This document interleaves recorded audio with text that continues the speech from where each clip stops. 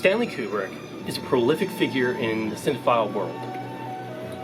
Each film of his is considered to be a classic. He only made 13 films before his death.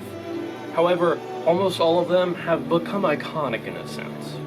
He was a very perfectionist director, even so far as having 137 takes of one scene, and I think The Shining? I'm not 100% sure on that. He had actors be harassed by the crew in that to get a better performance out of the actors. He's had some of the best performances ever in his movies. And also his movies are really cool and really good. His unorthodox way of taking film and that, it's different, and it can be difficult on some actors like Shelley Duvall in The Shining.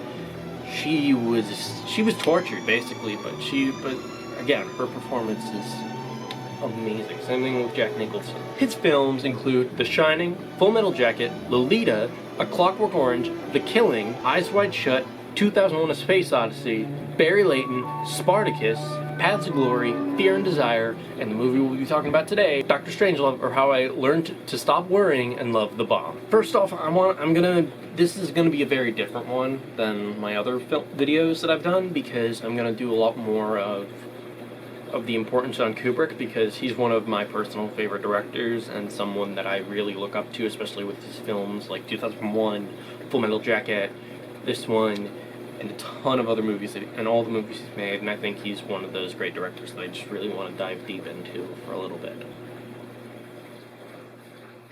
Okay, so Dr. Strangelove, the film follows three separate places. A military base with a general who babbles about fluids, which I'll get into that. The war room with the president and the titular Dr. Strangelove, and a plane with Darth Vader on it. Yes, James Earl Jones is in this movie. He's a very minor role, but it's kind of funny just seeing Darth Vader be there. The story goes that the general, who's gone a little crazy, sends out Plan R to the plane. The plane gets that and Plan R, what it entails is basically nuking Russia. So the president has the president and the second in command at the military base both have to scramble to figure out how to stop this. And if they don't stop it, it will end the world, basically, because of a doomsday machine that no one tells them about, which is, again, it's funny. Yes, this film seems all doom and gloom, but it is, but it's a dark comedy. And if you're not into dark comedies, that's okay. I love them. Especially with this film, it's really funny. It's unlike a lot of comedies that come out nowadays that are all joke with no substance. I'm looking at you, Big Bang Theory. I'm gonna get a lot of flack for that. The comedy may take some time to get used to because it's very sly in how it does it, and it may take up another watch through to find it funny, like I did. I watched it a second time and it was funnier than the first. The whole film makes fun of the Cold War era politics that surrounded the time period. Yes, even though this film is set during that time period, it's still funny. The film constantly lampoons the military, showing how these safeguards that they put in place can be easily used against them as well as for them. The film is, again, mostly comedic, like with the whole riding the bomb to the bottom thing, there's no fighting in here, this is the war room, and the whole fluid speech, which is, it's fucking hilarious. Each joke is different and funny. It doesn't seem like the same joke is rehashed. None of them are rehashed. It's all funny writing. And it's interesting how Kubrick took a book at least, Red Alert, which is not comedic at all. It is a very serious book about what may happen if something like this happens, and turn into a comedy. It's very interesting. The film does it very well to show a truthful yet fake depiction of the world and how it could possibly end in ruin. When it comes to characters, standouts have to be Dr. Strangelove. He's hilarious. He's a ex-Nazi person whose right hand still thinks he's part of the Nazis. Peter Sellers, who plays Dr. Strangelove, plays two other characters in the movie, the president and the other second-in-command at the military base, which I didn't notice the first time. I had to look it up on IMDb, and I'm like, wow, that's really cool, and it's really a testament to the makeup and hairstyling people because I couldn't tell them. I couldn't tell that they were all the same person, because each of them were different enough to do that. Each one of them is different, showing the actor's strengths and how well Kubrick can direct. Brigadier General Jack D. Ripper is one of my favorite characters. He's super funny, and he plays it as almost like if he is like a conspiracy theorist. Think about it, because conspiracy theorists, they don't always come off as crazy. They always seem like rational people until they believe this thing, and he does that very well. He seems like, he doesn't seem crazy. He doesn't seem like he's someone that you wouldn't meet on the street. He's like someone that you would just meet and believes this, and that's very a testament to the acting. And he's very funny, and the whole water and liquid scene, that's hilarious. Something sadly that Kubrick doesn't get a lot of credit for is how well he can direct actors. Jack Nicholson, again, The Shining, one of the best performances ever. Shelley Duvall, same movie. Douglas Ryan, HAL 9000. Vincent D'Onofrio, Full Metal Jacket. R. Lee Emery, Full Metal Jacket.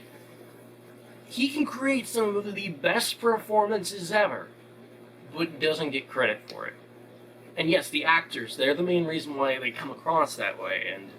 And yes, even when you do have a great director and put a bad actor in there, it can fall apart. What I'm trying to get at here is that Kubrick is someone that can get great actors to be even greater than they are and have some of the best performances ever. So to close this video, I'm going to talk more about my feelings towards Kubrick and his whole filmography and that. I love him, if you couldn't already tell. I love Kubrick. I think he is a genius. And yes, some people find him pretentious and very, very, very bad. And I understand. His films aren't for you. Heck, 2001: A Space Odyssey? I know people who are die-hard sci-fi fans who hate that movie, and I absolutely adore it. Look, let me show you something. When the 50th anniversary came out, I went and saw it with my friends in IMAX. I love this movie that much. I saw it in IMAX when it came out again. If you ever have the chance to see this movie in IMAX, on 3D or not, I didn't see it in 3D, but I don't think this movie would work in 3D. Go see it.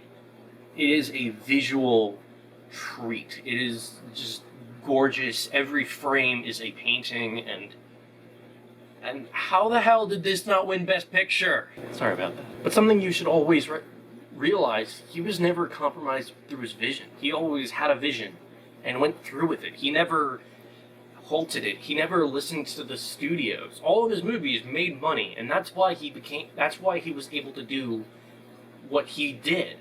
His films aren't your average films that come out today, and I like films that come out today, don't get me wrong, but if you compare them, they're not the same. Yes, he is pretentious, but I don't care. Look at his films. He's made some of the most iconic moments in cinema ever. You've heard this. Here's Johnny! And this. Open the pod bay doors, Hal. I'm sorry, Dave. I'm afraid I can't do that. And especially this. This is my rifle.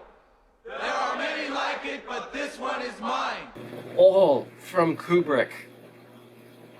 I can't, he's one of the most underappreciated directors ever. He made some of the most iconic moments in cinema, but only ever won one Oscar for visual effects. That's a little ridiculous, and I know Oscars don't matter, but for me they do. And I think that, especially nowadays, we need directors like him. We need people that produce films that are both entertaining and thoughtful, both art house and mainstream. We need more of him. And I think the closest we're ever going to get to that is Christopher Nolan. And I love Nolan. He has his critics. Same thing with Kubrick. I love him regardless. Even, I'm someone that loves big, action-heavy movies and that. And I'm someone that loves genre films. I have ADHD, so I can't pay attention to a 4-hour film with CGI characters. I'm looking at you, Scorsese. And the point I'm trying to make here is that I think if Kubrick was still making movies, or even alive, I think he might have ended up like Scorsese. And yes, Scorsese has his fans. I am not one of them. I find him way too far up his own ass. He needs to get with the times, and he needs to just stop. The Irishman is 4 hours. Who has that time? I get it, it's supposed to be really good. I can't put myself through that. And I know I'm supposed to have this great palette of films. And I don't, because I watch movies that I want to watch, and I'm not going to watch a movie that people say I should watch because it's by a certain person. Yes, I will watch Spielberg films and Tarantino and Kubrick, but those all I watch because I want to. And Kubrick is one of those directors that will always be close to my heart. I will always love to watch his movies. Like, honestly, you'd be surprised how many times I've watched Full Metal Jacket with my friends and other people. That's one of his most popular films because it's so interesting and good. And it's got some classic lines in that, and I can't repeat them here because they're really bad, but they're really good. Like, honestly, I love Kubrick, and I think you should too. And if you want to get into him, start with Dr. Strangelove. And in the end, I'm giving this film an 8. Yes, it's not Kubrick's best, but it's a great entryway into his filmography because you don't want to jump into the deep end with 2001 right here. This is one for hardcore fans or people that are down for this because this is a long-ass movie. Don't get me wrong, it's not Irishman long, but it's good. It's one of my favorite movies of all time, and I love it to death. I know I got a little ranty here, but I deep in my heart, I believe that Kubrick is one of those filmmakers that everyone should watch and everyone should admire. And yes, he is someone that I do think, if he was alive, he would have come Scorsese. But again, I really wish he made more movies. But at the same time, I know, like, if he did, I wouldn't hold him in such a regard as I do today. Thanks, I guess, for watching, and I really hope you have a good day. Stay corona-free, which I hopefully will have a video thing out soon that will have a bunch of recommendations for movies to watch while you're stuck at home. And, yeah. Be good people.